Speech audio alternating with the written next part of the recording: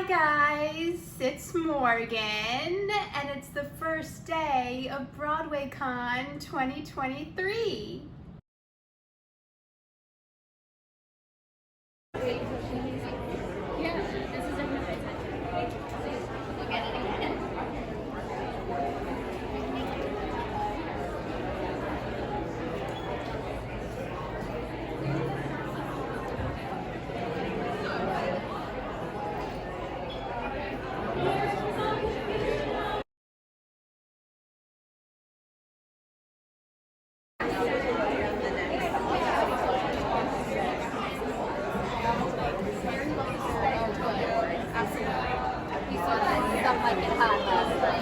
That was unbelievable.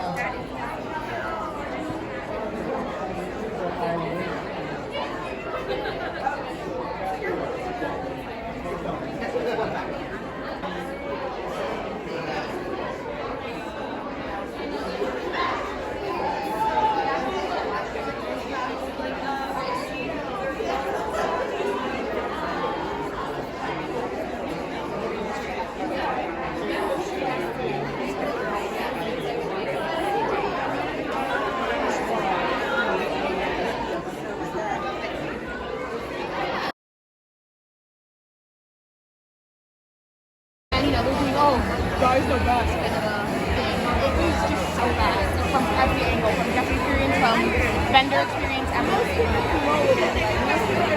I'm just too old to like be able to like deal with it. Oh good, this is great. Cosplay and fan art and autograph sessions, photographs, sing-alongs, workshops and lessons, the BroadwayCon team and their hopes and their dreams.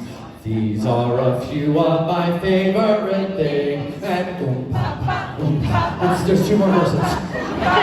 Creative directors and touring musicians, secret little stories and stage superstitions, my millions of fans that are lined down the street.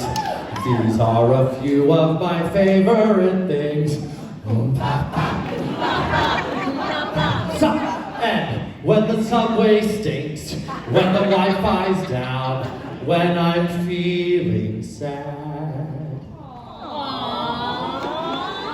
I simply remember my BroadwayCon things, and then I don't feel so bad.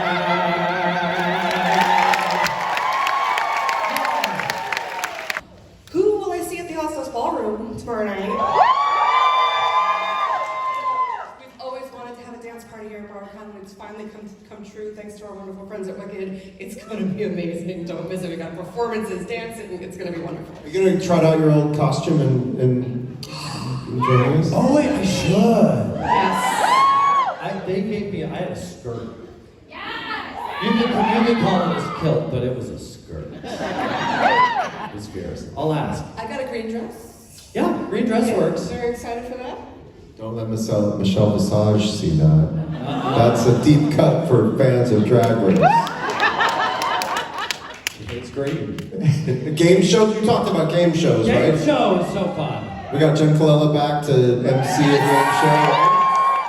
You might have heard of her. Tony nominee Jen Colella, awesome, fierce force of nature Jen Colella. We got, I mean, where to begin? The panels, I'm very proud of the panels, honestly. Too. I tend to be a little more serious about things. As you see, I'm wearing my SAG-AFTRA t-shirt.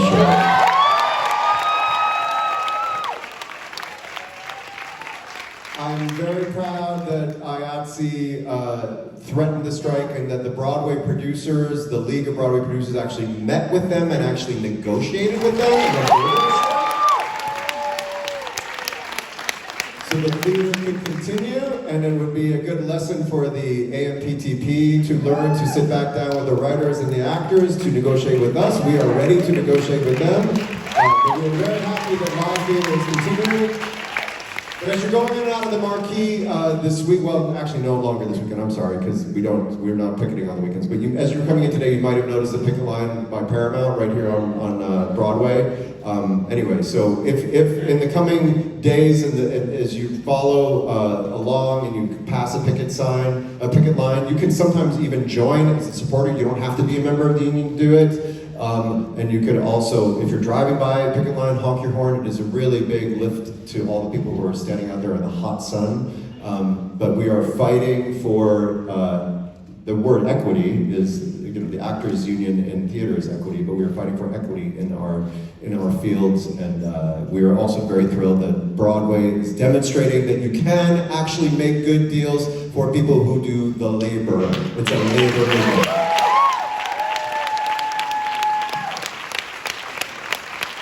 Why should we try to be our best when we can just get by and still gain? Why do we nod our heads although we know the boss is wrong as rain? Why should we blaze a trail when the well-worn path seems safe and so inviting? As we travel, can we see the dismay and keep from fighting? Good morning, Baltimore. And someday when I take to the floor, the world's gonna wake up and see BroadwayCon and me. I know every step, I know every song. I know there's a place where I belong. I see all those party nights shining ahead. So someone invite me before I drop dead. Come into your life as a person, so not necessarily as an actress, but what is your first touch point with the show? I was in a musical theater after school class, and this girl walked in with, we all know it, we've all seen it, the Wicked vocal selections, and was like, I just saw this very cool new show, it's called Wicked, and she brought in Popular, and I was like, I want to sing Popular, that's the song I want to sing. I hadn't heard any other song. That changed after I heard the other songs. I was like, I'll sing these songs. And then I went home and told my mom, and we got the cast recording and listened to it nonstop. And she took us, my sister and I, to New York. We saw it on Broadway, and my first witches were Megan Hilty and Shoshana Bean. Yeah. And from that point on, it was hooked, and I was like, I want to do that one day. Mine was original cast during previews. I got front row seats, and I remember seeing the show, and I said, I'm gonna play that role someday.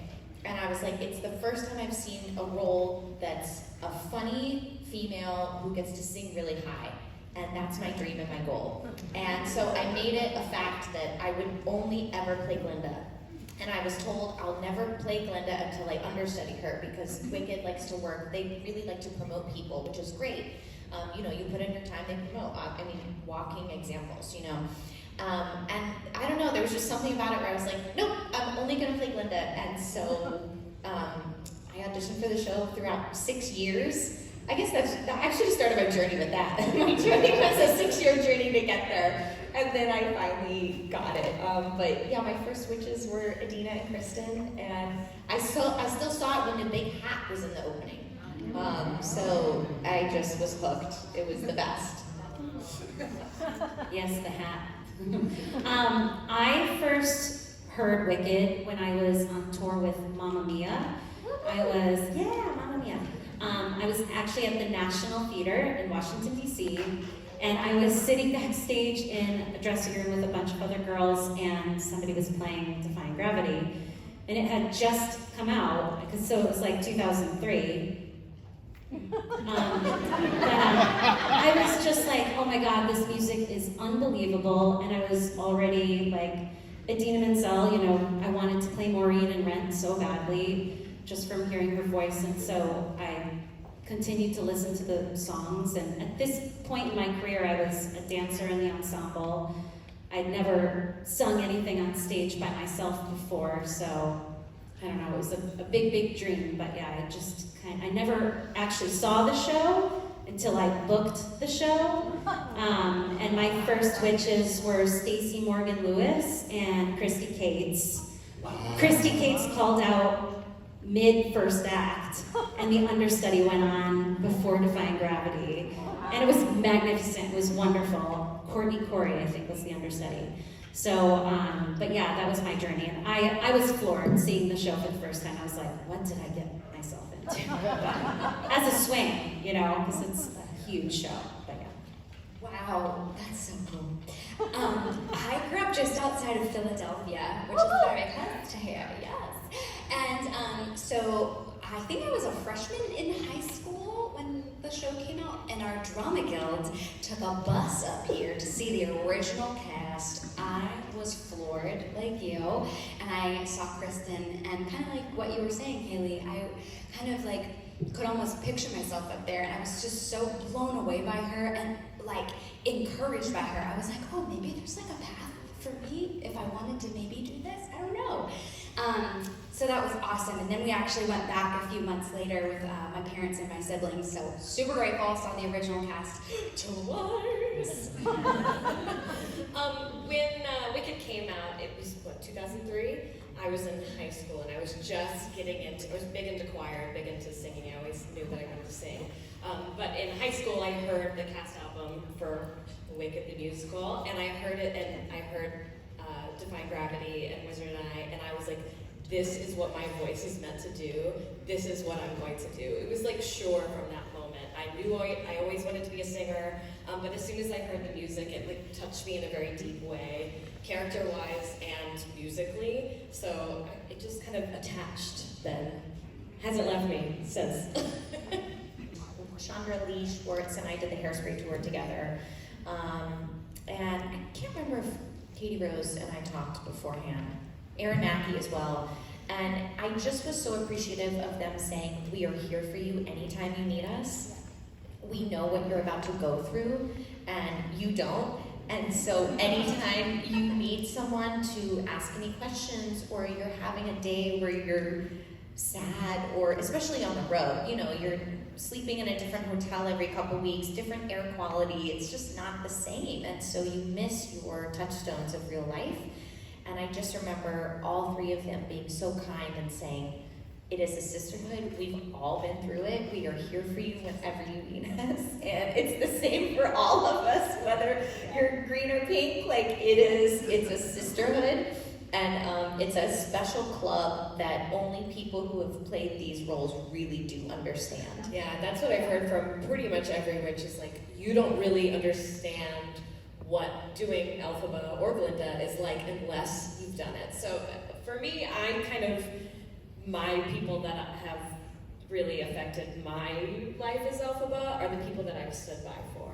Like I really learn from those people and they really get it. And so I would try to like have some sort of relationship with each one of those girls to, you know, figure out what that was like even. And that, you know, really influenced my performance today is just having those relationships of girls that have been through it.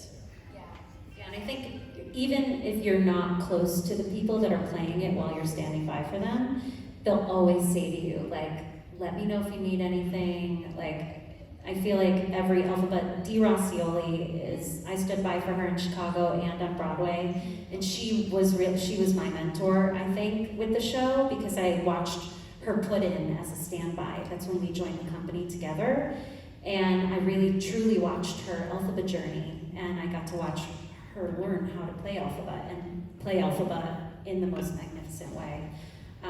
But yeah, I've always joked that I wanted to start like a witch camp, like where when somebody's going into the show, you have like your intake for being prepared to go into the show, and then you have your outtake when you're leaving the show. I feel like everyone would join. Yeah, that's a great idea. Like a support group. It's a support group. We should get some PDFs. Yeah. We want to do a reality show and put all of you in a house. I know. Oh my God, that would be so fun. It would be really loud. That would be very watched. loud. I got paired with Megan Hilty when I was graduating from college as my big sis.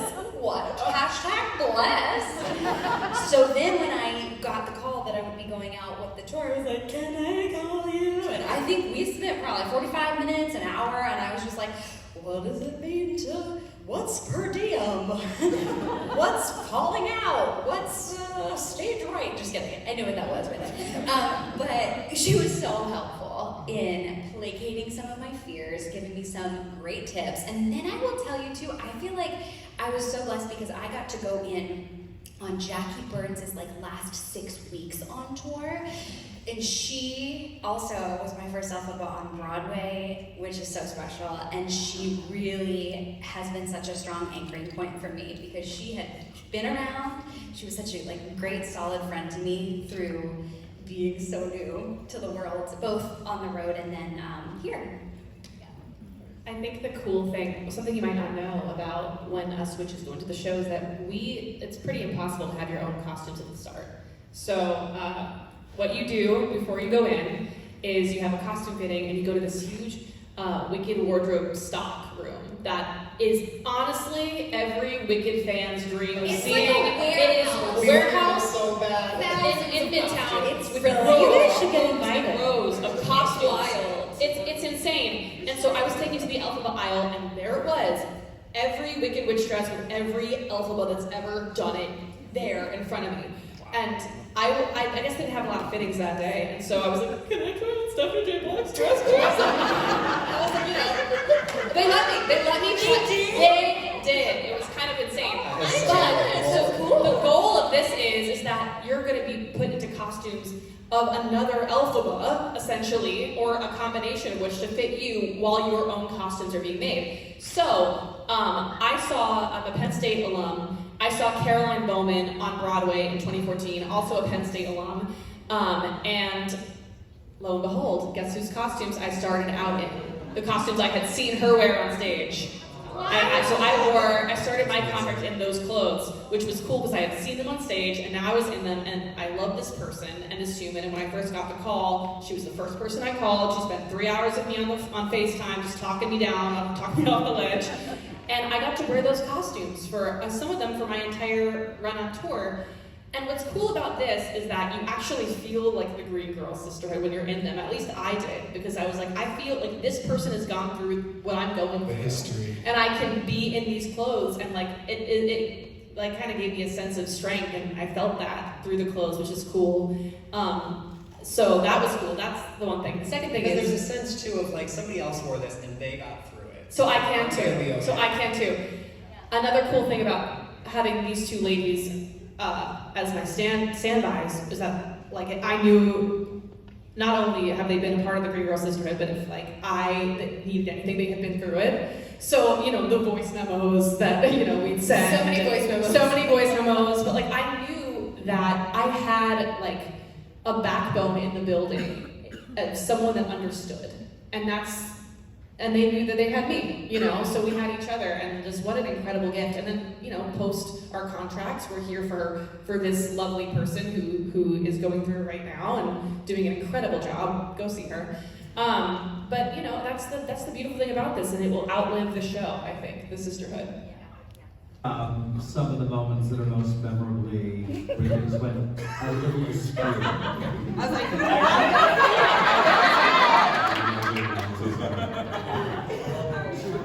Aaron, do you know what I was going to say? Weston tells it better. Okay? Well, it's basically the story that Aaron told. The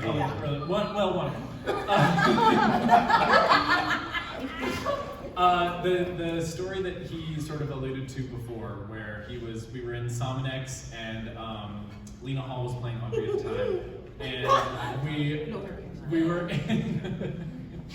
we were in the scene where Audrey comes into the shop and she sees the plant for the first time, and they're having that little exchange back and forth, and all of a sudden we just hear I think I was piloting Pod 4 I don't remember. Either way, but I just remember hearing, the next line was supposed to happen, and all we heard from Aaron was boop, boop. and then nothing, and nothing, and nothing. And I was like, oh my God, what happened? Where is he? Like, did he faint? We can't see him, we don't know. And we can't speak for the plan. We can't open up, like, we can't pick up him and like make sound come out. So we're just trying to remain as present as possible. And Lena Hall, ever the improviser, just tried to fix the moment by going, "Do you want some water?"